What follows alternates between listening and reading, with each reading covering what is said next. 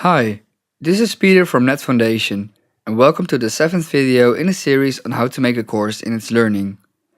In this video, we will talk about the element discussion.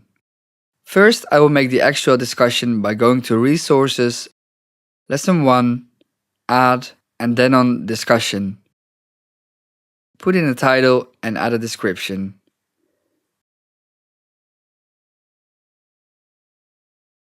Click on Save.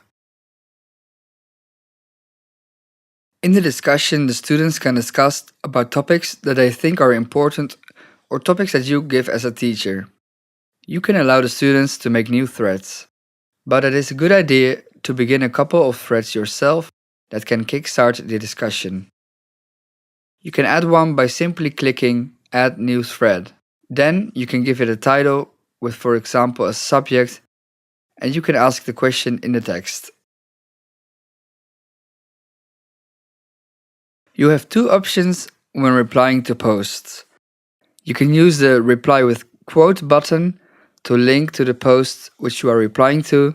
Then a quote of the post to which you are replying is included in your post, just like this. Or you can just simply reply without referring to a post. Let's add the discussion in the plans.